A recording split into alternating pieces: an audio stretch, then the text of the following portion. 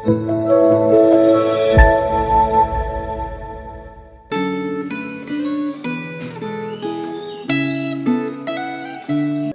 jemaat yang dikasihi Tuhan, kita bersyukur kita sudah melewati kembali satu kali lagi Jumat Agung dan Paskah di tahun ini.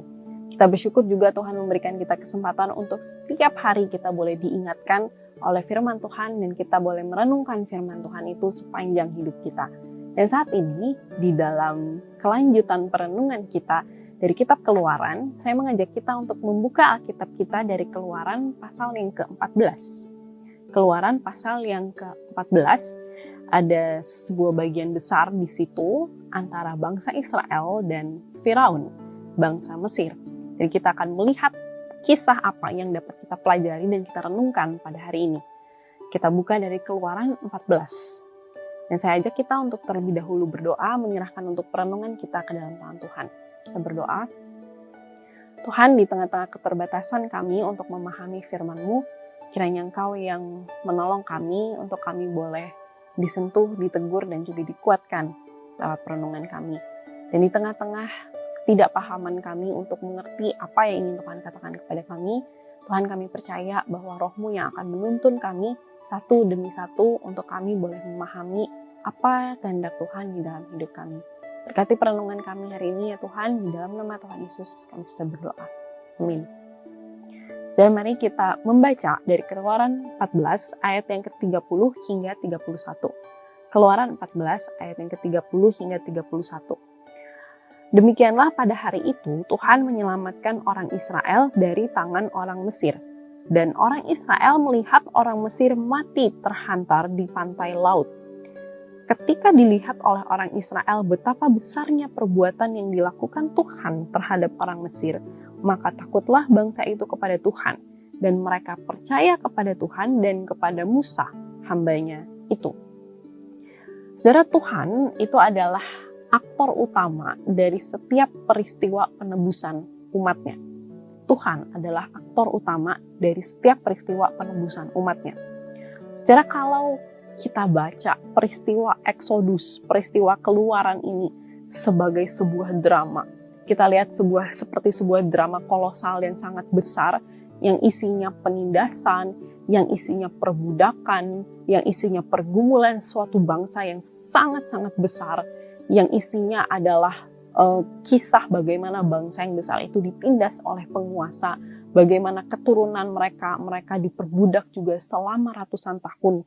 Saudara, kita lihat di sini bahwa Tuhan pun sebenarnya adalah penulis dari drama tersebut. Saudara, dikisahkan di bagian Keluaran 14 ini, saudara, Firaun itu mengizinkan bangsa Israel untuk meninggalkan Mesir pada akhirnya. Saudara, di tengah-tengah kekalutan bangsa Israel yang mereka diperbudak ratusan tahun, kemudian bangsa Mesir yang dikirimi tulah oleh Tuhan dari 1 sampai 9, bahkan tulah ke-10. Kemudian segala drama yang terjadi, kisah-kisah besar yang terjadi di dalamnya. Saudara, Firaun akhirnya menyesal. Dan kemudian dia melepaskan orang-orang Israel dari Mesir. Tapi saudara, ketika Firaun baru melepaskan bangsa Israel, saudara, bangsa yang sangat besar, saudara, bangsa yang jumlahnya itu, populasinya itu mungkin sudah sangat-sangat mayoritas begitu di Mesir. Saudara, tentu perginya bangsa yang besar ini, perginya orang-orang ini membuat Firaun akhirnya merasa ada sesuatu yang hilang. Ada sesuatu yang hilang di dalamnya, dan salah satu yang hilang adalah dia tidak bisa lagi punya sesuatu untuk dikendalikan atau dikuasai. Dan saudara, ini membuat akhirnya Firaun itu seperti pikir ulang kenapa dia melepaskan bangsa Israel dari Mesir. Dan kemudian dia lihat lagi, dia kehilangan budak-budaknya, kuil-kuil dewa-dewi yang dia bangun, itu kemudian pasti akan menjadi proyek mangkrak. Kemudian istana-istana yang selama ini dibersihkan mungkin oleh budak, tentu tidak ada yang bersihkan lagi. Dan segala pekerjaan yang biasanya dilakukan oleh budak, oleh orang Israel, tidak bisa lagi dilakukan karena budak-budaknya sudah dibebaskan. Dan saudara, ini membawa Firaun kepada satu keputusan besar. Dia pilih apa? Dia pilih kejar bangsa Israel yang waktu itu sedang berjalan menuju dipimpin oleh Musa menuju tanah yang dijanjikan. Saudara, Firaun memilih dia kejar bersama-sama dengan segenap pasukannya, begitu ya, orang-orang Mesir. Dia kejar bangsa Israel yang mungkin sudah jalan berhari-hari dari Mesir. Saudara, bangsa Israel berjalan dengan kaki dan Firaun mengejar dengan kereta-keretanya dia. Dan kemudian akhirnya bangsa Israel ini terjebak di tepian laut dan Firaun menyusul dengan sangat cepat. Dan kita lihat bagaimana klimaks dari bagian ini adalah Laut Teberau yang kemudian dibelah oleh Musa. Dan saudara, kalau kita pikir saudara, ahli strategi militer manapun begitu ya, dari bangsa manapun, mereka mungkin tidak akan pernah ada yang bisa menduga bahwa ketika diperhadapkan dengan lautnya yang terbelah dan laut yang memberikan jalan, seperti alam itu memberikan jalan untuk orang Israel, seperti alam yang bertindak untuk menolong orang Israel untuk penghabisan orang Mesir. Saudara, mau dipikir dari manapun, ini adalah strategi yang paling tidak masuk akal dan yang paling tidak pernah bisa diduga. Karena orang Israel tidak perlu melakukan apa-apa selain mereka jalan aja. Mereka hanya perlu melangkahkan kaki mereka dengan berani melewati tembok-tembok air sampai ke seberang. Kalau mereka tidak mau kembali jadi budak di Mesir. Dan saudara, Tuhan kemudian membinasakan Firaun dan pasukannya. Tadi kita sudah baca bersama bagaimana pasukan Firaun itu akhirnya mati dan kemudian mayatnya sampai terseret ke pantai. Dan saudara, di pasal 14 ayat 4 di situ Tuhan berkata, terhadap Firaun dan seluruh pasukannya aku akan menyatakan kemuliaanku sehingga orang Mesir mengetahui bahwa akulah Tuhan. Saudara, Tuhan juga membuktikan kepada orang Mesir bahwa Tuhan yang hidup adalah Tuhannya orang Israel, bukan dewa-dewi yang mati yang disembah oleh bangsa Mesir. Karena pada saat itu bukan dewa-dewi mereka yang menyelamatkan mereka. Tuhan menyelamatkan orang Israel. Saudara, sikap Firaun yang memutuskan untuk mengejar orang Israel, mempertahankan egonya dan kepentingannya sendiri itu menunjukkan bahwa Firaun ini sebenarnya tidak pernah benar-benar bertobat dari dosa. Dosa-dosanya yang menindas bangsa Israel. Dosa-dosanya yang menindas umat pilihan Tuhan. Berkali-kali Musa itu meminta Firaun agar Firaun itu let my people go, begitu ya. Berkali-kali Musa bilang, let my people go, biarkan umatku pergi dari sini. Tapi Firaun berulang kali menolak. Tuhan menimpakan, setiap kali Tuhan menimpakan tulah, selalu Musa bilang kepada Firaun, let my people go. Tapi kemudian ketika tulahnya pergi, tulahnya hilang, Firaun tidak melepaskan bangsa Israel. Ketika dihantam lagi tulah berikutnya, Musa bilang, let my people go, begitu ya. Firaun bilang lagi, ya sudah, hilangkan dulu tulahnya. Tapi ketika tulahnya hilang, Firaun tidak kembali pada janjinya. Firaun berkali-kali menolak.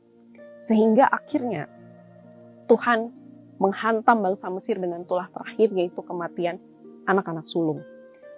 Saudara, Firaun itu berulang kali bertengkar, tawar-menawar dengan Musa. Dia pikir dia tawar-menawar dengan Musa, tapi dia sedang melawan Allah dari bangsa Israel. Saudara, bahkan Firaun pernah memohon berkat kepada Tuhan. Tuhannya orang Israel. Firaun itu pernah memohon berkat kepada Tuhannya orang Israel. Tetapi sikap Firaun tidak pernah benar-benar berubah. Hatinya tidak pernah benar-benar condong untuk melepaskan orang Israel. Dia selalu berubah pikiran karena dia diikuti oleh egonya sendiri. Firaun berpikir dia bisa mengendalikan Allah. Dia pikir dia bisa menjinakkan Allah. Dia pikir Allah orang Israel itu ada di bawah kendalinya dia. Padahal Allah orang Israel sama sekali tidak jinak dan tidak bisa dikendalikan oleh siapapun. Terbukti dari hukuman Firaun dan orang Mesir yang merupakan peringatan bagi siapa saja yang main-main di dalam pertobatannya kepada Tuhan. Secara seringkali, saudara, di dalam kehidupan kita, mudah sekali kita itu berbuat dosa. Kita jatuh dalam dosa dan kemudian kita bangkit lagi, saudara. Saudara, kita kadang berpikir bahwa anugerah Tuhan itu seolah-olah seremeh dan sekecil itu. Dan Tuhan itu sejinak itu. Seperti seekor anak anjing kecil yang mudah sekali kita bawa kemana-mana, yang nurut sama kita, yang sekalipun dia menyalak dan menggonggong, tapi itu tidak mengganggu kenyamanan kita. Padahal, saudara, Tuhan itu seperti sebuah singa yang besar, yang buas, yang siap menerkam, dan tidak bisa dikendalikan. Saudara, Tuhan, sekalipun dia tidak bisa dikendalikan, dia adalah Allah yang baik. Tuhan kita adalah Allah yang baik. Ketika kita sungguh-sungguh bertobat, Dia bukan seperti seekor singa yang tidak bisa dikendalikan dan kita takut kepadanya sama sekali. Tapi justru kita melihat Dia sebagai seorang Allah yang baik. Sesosok Allah yang baik. Saudara, ketika kita sungguh-sungguh bertobat dan kita memohon Tuhan selalu memulihkan kita dari dosa-dosa kita, saudara, kita akan melihat Tuhan sebagai seorang Allah yang pengasih dan pengampun. Saudara, pertobatan itu tidak pernah terasa enak. Pertobatan tidak pernah terasa enak. Kalau enak, artinya kita sedang mempermainkan anugerah Allah. Kalau pertobatan kita terasa enak, kita sedang mempermainkan anugerah Allah. Pertobatan itu membawa kita untuk selalu gelisah. Bukan karena kita takut dihukum, saudara. Tetapi karena kita ingin hidup lebih kudus lagi di hadapan Allah. Pertobatan selalu membuat kita gelisah. Bukan karena kita takut dihukum, tapi karena kita ingin hidup lebih kudus di hadapan Allah. Mari saat ini kita memeriksa hati kita, memeriksa diri kita. Pernahkah atau adakah, seringkah kita menganggap Allah itu bisa kita jinakkan, bisa kita kendalikan ketika kita berdosa, kembali lagi berdosa, bertobat lagi berdosa, dan kemudian kita memohon pengampunan lagi, seremeh itu. Dan kita tidak pernah benar-benar digelisahkan oleh pertobatan kita. Mari kita berdoa.